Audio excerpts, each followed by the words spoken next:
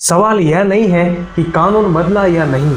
दोस्तों, अरावली कोई पत्थरों की लकीर नहीं है, ये हमारे हवा की ढाल है। एनवायरमेंट मिनिस्ट्री ने यूनिफॉर्म डेफिनेशन की मांग रखी। 2010 से 2020 के बीच FSA की रिपोर्ट के अनुसार राजस्थान में 31 पहाड़ पूरी तरह गायब हो चुके हैं। सोचिए अगर कल अचानक राजस्थान का रेगिस्तानी तूफान धीरे धीरे दिल्ली की ओर बढ़ने लगे।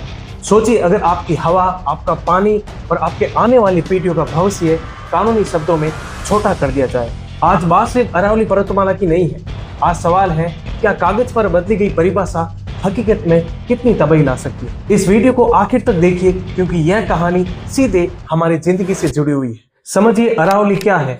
अरावली सबसे पुरानी पर्वतमाला है, जिसकी उम्र वैज्ञानिकों के अनुसार करीब 1.5 से 2 अरब साल है। यह पर्वतमाला गुजरात, राजस्थान, हरियाणा और दिल्ली NCR तक फैली है। अरावली का रोल सिर्फ पहाड़ बनकर खड़ा होना नहीं है। फॉरेस्ट सर्वे ऑफ इंडिया की रिपोर्ट के मुताबिक अरावली भूजल रिचार्ज में मदद करती है, रेगिस्तान को फैलने से रोकती है। 300 से ज्यादा वन्य जीव प्रजातियों का घर है अरावली।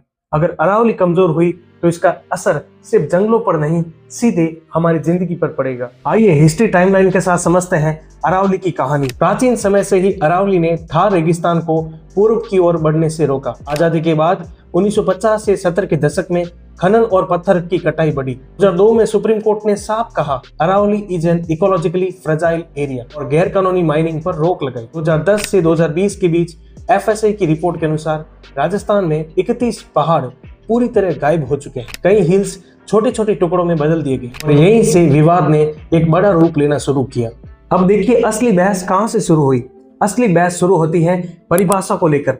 सरकार के सामने सवाल था कि कौन सा पहाड़ अरावली कहलाए, यानी कि किस पर माइनिंग कानून लागू हो। अब देखिए कई राज्यों में अलग अलग रूल्स थे। कहीं पर छोटी हिल प्रोटेक्टेड थी और कहीं पर नहीं। और इसी कंफ्यूजन को लेकर एनवायरमेंट मिनिस्ट्री ने यूनिफॉर्म डेफिनेशन की मांग रखी और अब यहीं से सुप्रीम कोर्ट की असली भूमिका शुरू होती है। अब इसकी नई डेफिनेशन क्या है? 20 नवंबर 2025 को सुप्रीम कोर्ट ने MEFCC की सिफारिश पर नई डेफिनेशन को स्वीकार किया। सरकार का तर्क था, क्लियर बाउंड्रीज होगी, इलीगल माइनिंग को रोकना आसान होगा और स्टेट्स में यूनिफॉर्मिटी आएगी। यानी अदालतों ने इस नीति को माना और इसके इम्पैक्ट पर बहस शुरू हुई, लेकिन रिजल्ट्स चौंकाने वाले थे। अब देखिए नई डेफिनेशन क्या कहती है।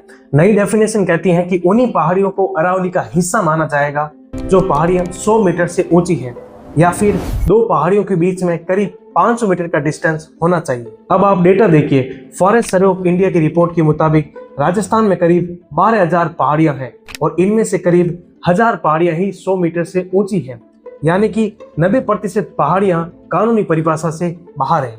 और यहीं से लोगों ने कहा सेव अरावली, क्योंकि अरावली को कागज पर छोटा कर दिया गया। अब देखिए अरावली की नई डेफिनेशन की वजह से इसका असर एनिमल्स पर कैसे पड़ेगा। लेपर्ड, डायना, फॉक्स, नीलगाय और 300 से ज्यादा पक्षी प्रजातियों का घर है। अब जब हिल्स प्रोटेक्टेड नहीं रही तो इनका हैबिटेट टूटेगा, जानवर इंसानी इलाकों में आ जाएंगे और ह्यूमन वाइल्ड लाइफ कन्फ्लिक्ट और ज्यादा बढ़ेगा और इसका सीधा असर ग्रामीण लोगों की सुरक्षा पर पड़ेगा। अब देखिए इसका असर आम आदमी पर कैसे पड़ेगा। सेंट्रल ग्राउंड वाटर बोर्ड कहता है कि अरावली क्षेत्र एक बड़ा ग्राउंड वाटर रिचार्ज जोन है। अगर माइनिंग बढ़ी तो ये वाटर टेबल नीचे चला जाएगा। कम पानी, कम फसल, यानी कि ज्यादा पलायन, और इसका सबसे बड़ा असर राजस्थान पर पड़ेगा। अब देखिए इसका असर दिल्ली NCR पर कैसे पड़ेगा। इंडियन मेट्रोलॉजिकल स्टडीज बताती है कि अरावली डस्ट स्टॉर्म को रोकती है और दिल्ली NCR की हवा को फिल्टर करती है। अगर प्रोटेक्शन कम हुई तो पॉल्यूशन बढ़ेगा और हीट वेव और ज्यादा बढ़ेगा, यानी कि इसका असर सिर्फ राजस्थान तक सीमित नहीं है। दोस्तों, अरावली कोई पहाड़ की लाइन नहीं है, यह प्रकृति की सुरक्षा दीवार है। नई डेफिनेशन शायद कानून को आसान बनाए, लेकिन सवाल यह है, क्या ऊंचाई से तय होगा किसी पहाड़ का महत्व? दोस्तों, अरावली कोई पत्थरों की लकीर नहीं है, यह हमारे हवा की ढाल है, हमारे पानी की चुपचाप रखवाली है और इस देश की सबसे पुरानी चेतावनी भी है। आज एक नई परिभाषा आ गई है और कागजों पर सब कुछ साफ लगता है, लेकिन जमीन पर नदी, जंगल, जानवर और इंसान कभी परिभाषाओं में नहीं बनते हैं। सवाल यह नहीं है कि कानून बदला या नहीं। सवाल यह है कि जब कोई पहाड़ हमारी हवा को रोकता है, हमारे पानी को जमीन में स्टोर करता है और रेगिस्तान को बढ़ने से रोकता है, तो क्या उसका महत्व सिर्फ उसकी ऊंचाई से तय होना चाहिए? आज फैसला अदालतों पर है, लेकिन इसका असर हम सब की जिंदगी पर पड़ेगा। तो क्या हम उसकी अहमियत तब समझेंगे जब सब कुछ खत्म हो जाएगा? इस विषय के बारे में आप क्या सोचते हैं?